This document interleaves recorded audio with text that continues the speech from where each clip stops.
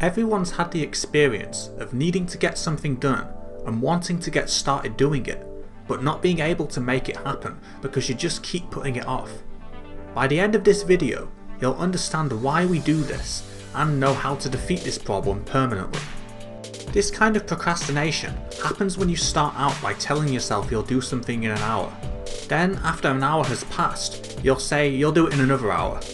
And then, before you know it, you're too tired and then you have to go to sleep, telling yourself you'll do it tomorrow. And then days and even weeks can pass this way. This is the worst state you can be in, because not only are you not getting anything productive done, you're also not enjoying yourself. Because when you're constantly telling yourself that you're about to get started with something important, you'll never feel like doing anything really fun that takes some kind of time commitment. This can result in a day that feels lost, where instead of enjoying time off, all you've actually done is aimlessly browse the internet or watch TV shows that you don't even really like. Not putting things off means you can live your life on purpose and use your time the way you actually want to. There's two stages to solving this problem. First, there's a short-term solution, and then there's a long-term solution that builds on it. The short-term solution is motivation. This is what you need to start doing something once, but it can't fix the entire issue on its own, because you can't be motivated all of the time. We procrastinate because the subconscious part of our brain does not see any immediate connection between the effort you need to put into something and the reward that you'll get out of it. Motivation is tricky, and different people are motivated by different things. But the main thing that causes a lack of motivation is goal incoherence. This means that your reasons for wanting to do something are not aligned with your long-term values, or you don't have a good emotional feel for their alignment. When someone talks about a lack of drive, this is exactly what it means. You can avoid this by trying to spend more time doing things that match up with what you want in the long term, and working to re-establish the connection between effort and reward in your mind. Throughout most of the time that humans have existed, the connection between effort and reward was obvious. Most people either hunted for or grew food for themselves because they needed it for themselves.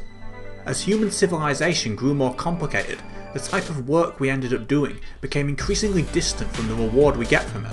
A prehistoric hunter worked hard because he wanted the food. His life was immediately improved by the extra effort. Compare this to an employee working a job today. He can work harder without seeing any immediate reward. It might take a long time before he ends up making any more money as a result of this extra effort. Even someone who runs their own business can find this connection weakened. It can take a ton of work being put into a business before it starts actually turning a profit, and then there's a risk your hard work won't pay off at all. There's always a kind of abstraction involved when looking for exactly what our reward will be now. The evolution of our brains did not keep up with our circumstances, and now we put off the work we need to do to improve our lives because our brain doesn't think it will result in a reward. Instead, we do things like play video games, watch TV and eat junk food, where the immediate reward is very clear. We need to train our brains to re-establish this connection. You can mentally condition yourself to associate a more immediate reward with your efforts by giving yourself minor rewards every so often and using visualization techniques. Visualization for this purpose involves focusing on the end result of the action. Picture yourself enjoying both the process and the end result of the work to form this connection in your brain. If you want to study or work harder, think about the eventual improvements to your lifestyle that this will allow. If you want to exercise, imagine yourself looking better and feeling healthier. If you want to improve your social skills, imagine scenarios where your social success has improved your life. Think about both the effort and the reward together to reinforce the connection between them in your mind. That's the short-term solution. The long-term solution is self-discipline, which is another way of saying that we can build habits so that less willpower and motivation are needed to overcome procrastination in the future. Human brains have to expend a lot of effort for the kind of long-term delayed gratification required to change our lives. Much less effort is required when repeating something we've done many times before. This means there's a kind of psychological shortcut you can make for efficiency purposes, with the downside that it takes a long time to create them. It takes at least 3 weeks to form a habit, and for harder tasks like a new work schedule or exercise routine, it's closer to 8 to 10 weeks. The more positive things you can turn into habits, the less willpower it takes to lead a productive life in the future.